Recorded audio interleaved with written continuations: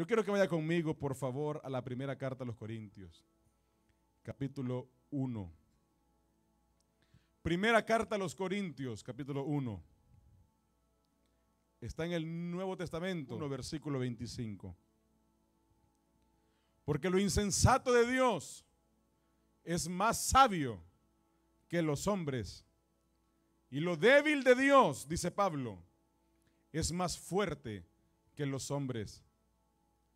Pues mirad, hermanos, vuestra vocación, que no sois muchos sabios según la carne, ni muchos poderosos, ni muchos nobles, sino que lo necio del mundo escogió Dios para avergonzar a los sabios, y lo débil del mundo escogió Dios para avergonzar a lo fuerte. Y lo vil del mundo y lo menospreciado escogió Dios, y lo que no es, para deshacer lo que es, a fin de que nadie se jacte en su presencia. Mire, este es un texto interesante que el apóstol Pablo lo escribe, y no lo vaya a perder de vista un momento. Porque fíjese que Jesús un par de veces usó términos para referirse a alguna enseñanza que quería dar, términos irónicos. Si usted no sabe lo que es una ironía, es un dicho que alguien expresa queriendo decir algo como si fuera, pero no lo es. Como tratando de insinuar que algo es, pero jamás sería. Como por ejemplo, usted llega a su casa y le preguntan en su casa, ¿y dónde has estado todo el día? Entonces un comentario irónico, una ironía para alguien que no lo ha hecho sería decir, pues estaba con mis amigos tomándome 10 cervezas. No es cierto, sino que lo hace de una manera tal para poder regresar con una respuesta un tanto, con unos poquitos de violencia. Y Jesús algunas veces hizo comentarios así. Se los hacía a las personas que decían ser creyentes de Dios y no lo eran. Y aquí en el versículo 25 encontramos un texto irónico de Pablo. Pablo dice una ironía y le escribe a los corintios y le dice a los corintios, porque lo insensato, o sea, lo necio de Dios, es más sabio que los hombres. Y lo débil de Dios es más fuerte que los hombres. Y yo quiero aclararle esto. No hay nada necio, no hay nada insensato en Dios. Nada. Y no hay nada débil en Dios. No hay nada que sea frágil en el Señor. Nada. Así que no hay nada insensato de Dios y no hay nada débil de Dios. Pero Pablo lo hace como una ironía. Y le dice a los corintios, lo insensato de Dios, en otras palabras podríamos decirlo a nuestra manera, si es que hubiera algo insensato en Dios, eso insensato de Dios, si es que existiera, sería más sabio que los hombres. ¿Sí lo comprendió? Si no, se lo digo de la otra manera. Si es que hubiera algo débil en Dios, sería más fuerte. Eso que Dios tendría débil, como una debilidad, sería más fuerte que los hombres. O sea, si es que Dios tuviera algo débil, ya eso es más fuerte que usted y que yo. Si es que hubiera algo débil en la mano de Dios, ya eso es mucho más fuerte que nosotros mismos.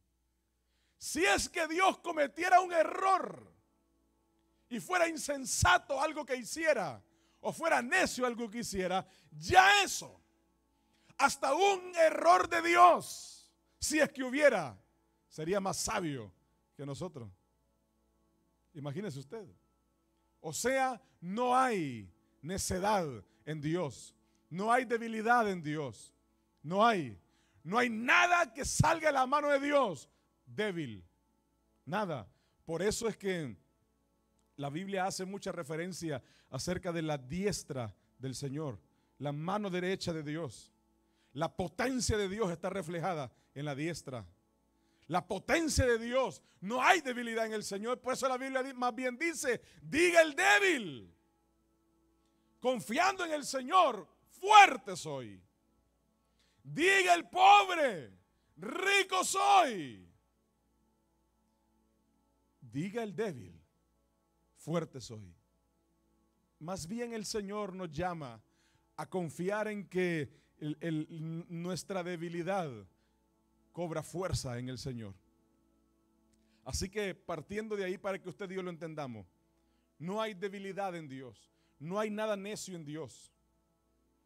Y Pablo dice en el versículo 27, lo necio del mundo escogió Dios para avergonzar a los sabios, y lo débil del mundo escogió Dios para avergonzar a lo fuerte.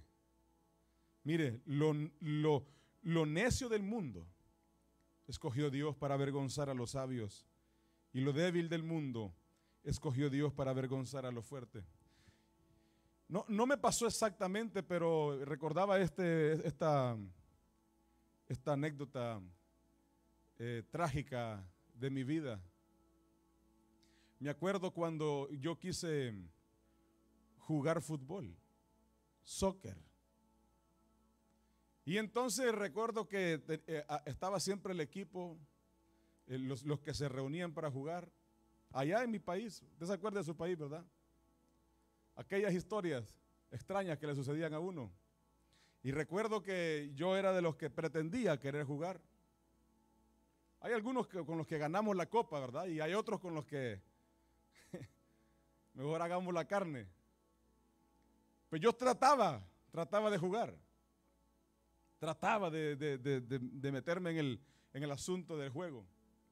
Y entonces estaba la costumbre de que estaba todo el grupo ahí y decía, bueno, todos pónganse ahí en línea. Y entonces los dos mejorcitos se ponían uno, pues como querían competir siempre entre ellos, ¿verdad?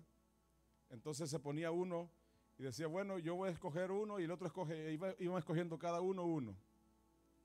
Y yo era siempre de lo que quedaba ahí. Y siempre quedaban 2, 3, 4 y se los rifaban. Ya pues ni modo, ¿verdad? Ni modo. Así que hay que repartírselo. Porque estaban ahí queriendo jugar. Pero los mejores iban de primero, eran los primeros que escogían. El goleador, el que se cansaba menos rápido, el que jugaba más. Y entonces quedaba uno sorteado ahí. Y ya llegaba uno y usted póngase en la portería entonces. Ay. Yo no sé si a usted le ha pasado, si no una cosa igual, una cosa parecida. Donde en algún momento alguien lo ha visto con desprecio, lo ha visto con ojos de no puede.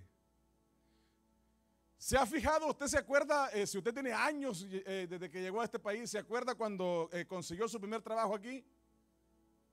¿Se acuerda? Sí. Y entonces usted fue el ayudante de todos, el chalán de todos, el labor de todos.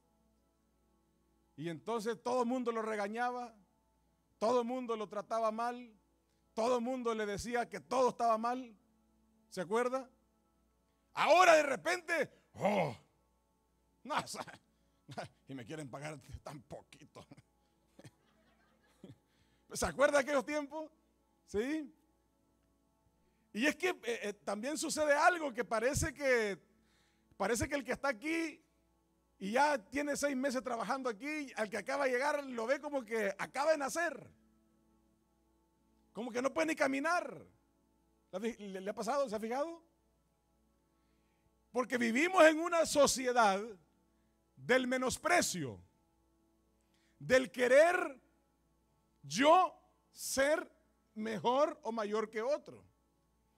Y donde yo siempre trato de buscar la manera de que alguien sea menos que yo. Esa es la sociedad en la que vivimos. Así vivimos. Y entonces hay mucha gente, por ejemplo, que se compra un carro no tanto porque lo ocupa así, lo necesita así, sino porque le quiere las llantas más grandes, porque aquel del amigo las tiene un poquito más pequeñas, las quiere más grandes. Y cuando llega, quiere que truene. Cuando acelere, brrr, brrr, para que sepa que llegó.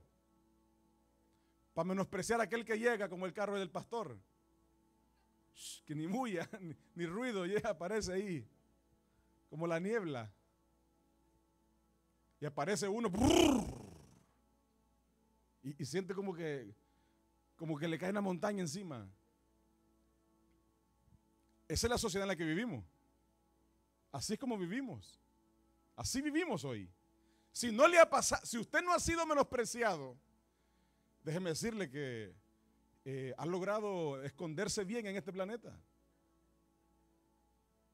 Pero todos en algún momento hemos sido menospreciados. Hemos sido vistos de menos. Han valorado poco lo que somos o lo que podemos llegar a ser.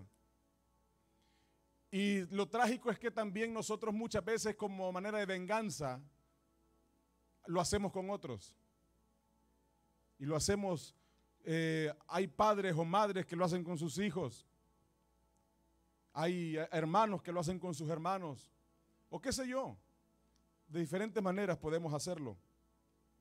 Pero dice Pablo, lo necio del mundo escogió Dios para avergonzar a los sabios, y lo débil del mundo escogió Dios para avergonzar a lo fuerte, y lo vil del mundo, miren lo vil, lo más bajo del mundo, y lo menospreciado escogió Dios, y lo que no es, para deshacer lo que es.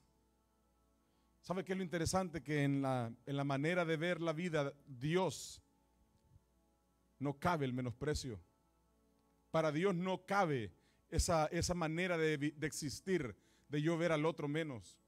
Y cuando el Señor ve eso, y cuando hay alguien que se apasiona por el Señor, cuando hay alguien que vive para Dios de verdad y que es víctima o sufre de eso, que la sociedad en la que vivimos nos ataca, de menospreciar, de ver de menos, ese es cristiano. Se no aguanta ni 3 coronas aguanta. Y bendito Dios. Porque por lo menos no se enloquece. Cuando nos acercamos al Señor y el Señor ve eso, ve esa manera de cómo el mundo nos ve, el Señor se encarga de hacer esto. Se encarga de hacer esto. Se encarga el Señor de que lo que el mundo le llama necio, el Señor lo escoge para avergonzar a los que se creen sabios. El Señor se encarga de que a lo que el mundo le dice débil, el Señor lo usa para avergonzar a aquello que parece fuerte. Sí. Hay un ejemplo interesante, voy a volar rápido sobre ellos. Hay una mujer de Sunam, de Israel, Sunamita le decían. Usted lo puede buscar en su casa en el segundo libro de Reyes, capítulo 5. La famosa para algunos, Sunamita. ¿Qué pasó con la Sunamita? La Sunamita era una criada, una sirvienta de la casa de un general sirio, de los que tomaron como presa al pueblo de Israel. Los sirios los sitiaron, los cautivaron y los tomaron como siervos, como esclavos. Y la Sunamita, que no tiene ni nombre, sino que era de Sunam, era la criada, la sirvienta de la casa del general Naamán, el general sirio, un hombre potente, que seguramente a la Sunamita la trataban con menosprecio, La trataban de menos. Era una criada. Era una mujer que no tenía valor en esa casa. Era alguien que no recibía ni siquiera un salario. Era esclava. Habían tomado su pueblo y ella era parte de los esclavos que de por vida estaba matriculada a ser esclava. Pero había algo en su corazón que hacía la diferencia. Y es que aunque hayan sacado a la tsunamita de Israel, ella seguía creyendo en el Señor. Seguía, de repente yo me la quiero imaginar, haciendo sus quehaceres en la casa del general Naamán. Y adorando al Señor. Porque era parte de su vida. Adorando al Señor. Me la imagino cantando ahí, aleluya. Sé qué te pasa, criada. Nada, perdón. Sigue. Me la imagino de repente en las noches orando. Y por ahí le escuchan y le dicen: ¡hey, cállese! Haga silencio, que aquí usted no tiene valor. Pero un día, Naamán, el general sirio, su patrón, cae enfermo, leproso. En otras palabras, con diagnóstico de muerte, ya con los días empezando a contar de regreso. Y la Biblia dice que Naamán probaba y probaba y probaba y probaba, iba a los brujos, hacía esto, lo otro, y nada le funcionaba. Y un día, yo me quiero imaginar la escena, usted le puede leer la historia en su casa en la Biblia, pero un día seguramente sirviéndole a su patrón, viendo la angustia de aquel hombre, poderoso, fuerte, general de ejércitos, y la tsunamita, la criada, yo me la imagino, déjeme soñar un poco, donde me imagino a la tsunamita diciéndole: patrón, mi señor, dígame qué quiere.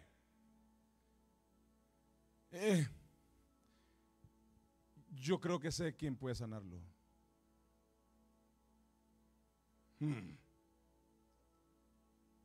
¿Cómo está eso? Háblame un poco más. Allá en mi tierra, hay un profeta que tiene poder de Dios. Y yo creo que si usted va donde él puede darle una palabra y usted puede quedar sano.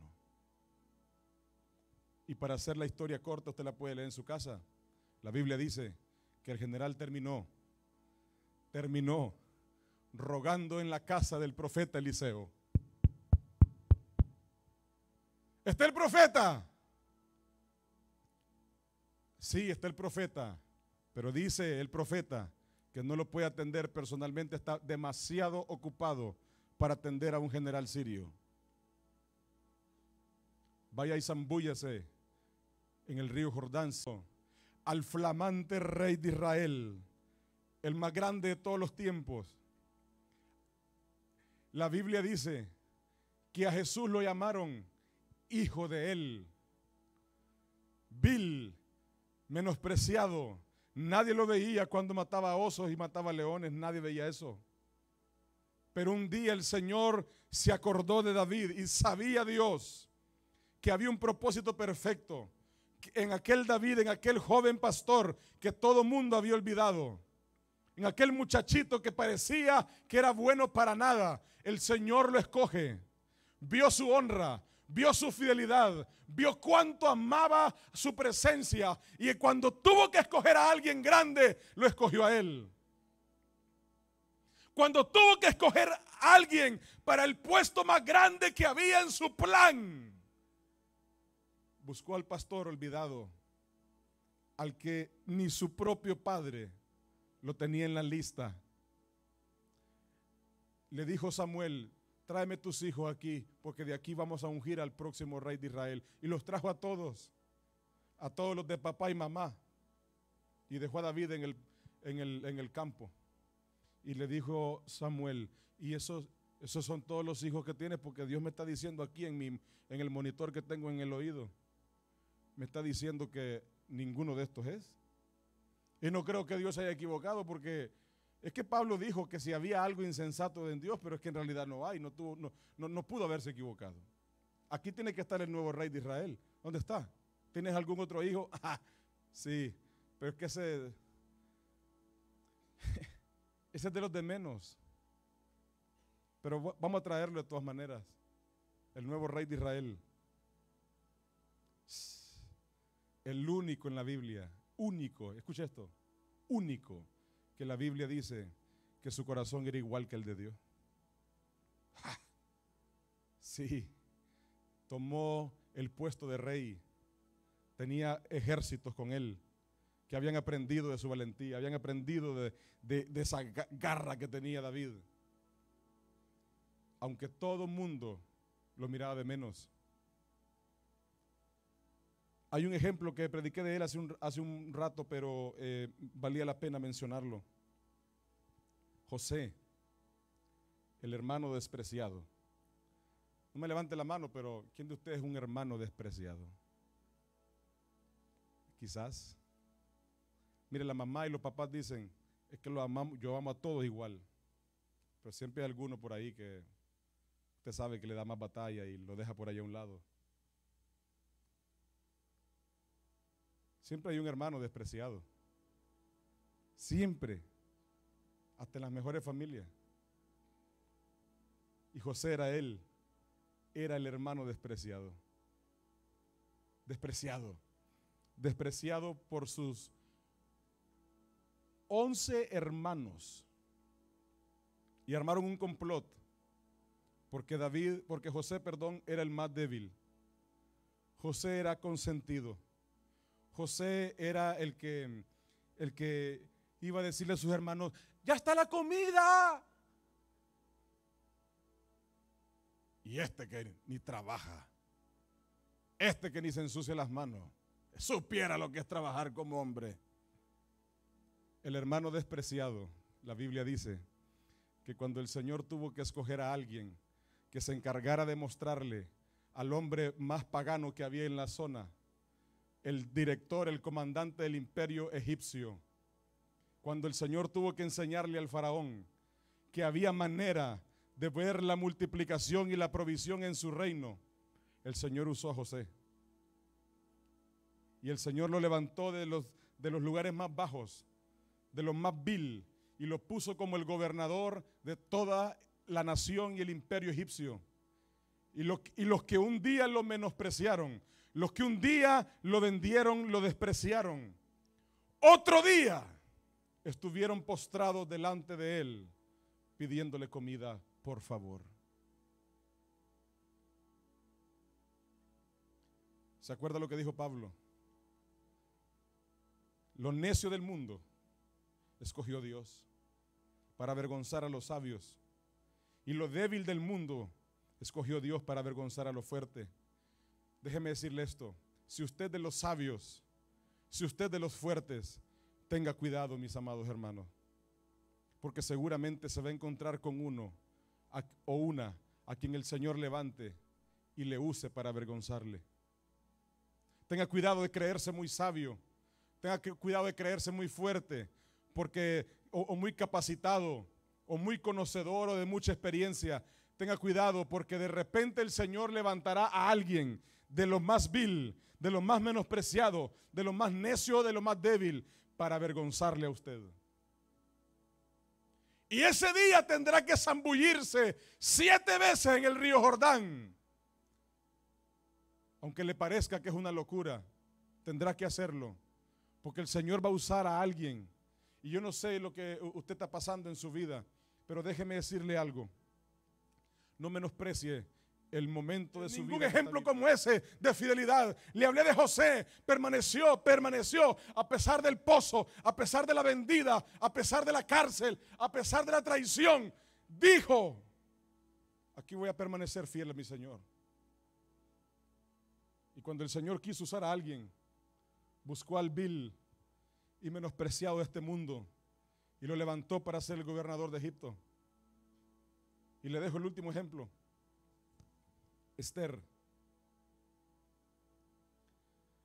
Yo le ponía este título, la Cenicienta judía. Seguramente usted conoce la historia, el cuento de la Cenicienta. Un cuento que solo parece que pudiera pasar en las películas o en los cuentos de niños, inventado por los que han querido hacer negocio con los cuentos. Pero déjeme decirle esto, aquí hay una historia real de una Cenicienta que se mantuvo fiel al Señor, y el Señor usó todo lo que tuvo que usar. Esther era una mujer esclava. El imperio persa, los babilónicos, todo el imperio de Babilonia había tomado cautivo a todo el reino de Judá. Todos los judíos destruyeron Jerusalén y tomaron a todos los judíos vivos, presos, esclavos. Y ahí estaba Esther. Y la Biblia dice que el rey Asuero, usted lo puede leer en su casa, ahí le dejo la cita, bueno, todo el libro.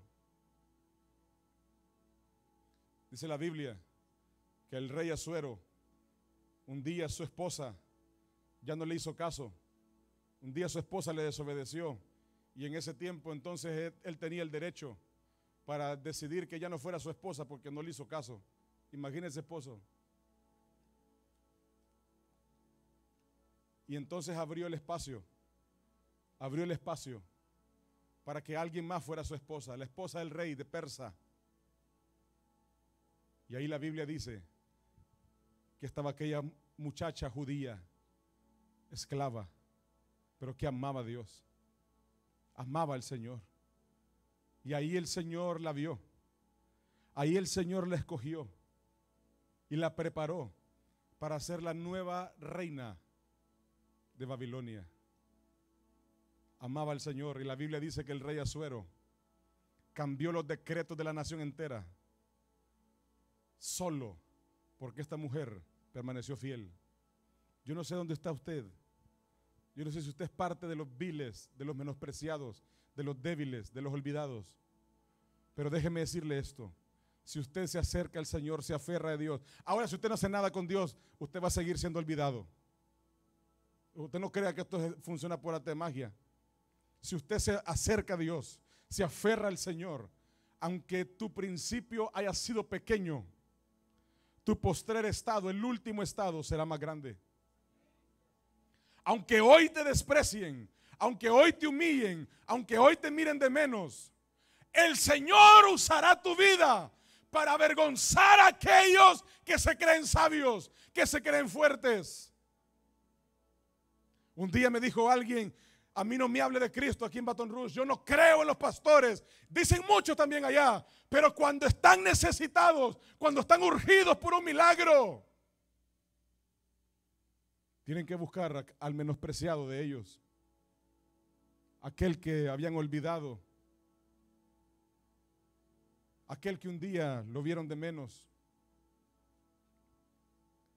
Y déjeme decirle, el Señor va a usar su vida aunque otros le vean de menos. Quizás sea como la criada sunamita, quizás sea como David o como José o como Esther, pero el Señor va a levantar su vida. Si usted permanece fiel al Señor, el Señor va a levantar su vida. Y no se lo digo para emocionarlo, se lo digo para que usted se aferre al Señor, crea en el Señor, viva para Dios, congréguese, lea la palabra, ore, viva para Dios. Y en el lugar donde esté, en el cuartito donde viva, allá donde nadie lo ve, donde nadie quizás se fije en usted, donde quizás ni lo llama nadie, el Señor va a pensar en bendecir a alguien y va a pensar en usted. Pero permanezca como la criada sunamita, permanezca como José, como David o como Esther. Y no menosprecie donde el Señor le tiene en este momento. No se queje más. El Señor va a levantar su vida de ahí, porque es la palabra del Señor. Lo vil y menospreciado de este mundo, el Señor lo ha usado, lo va a usar y lo está usando para avergonzar a lo fuerte, a lo sabio de este mundo.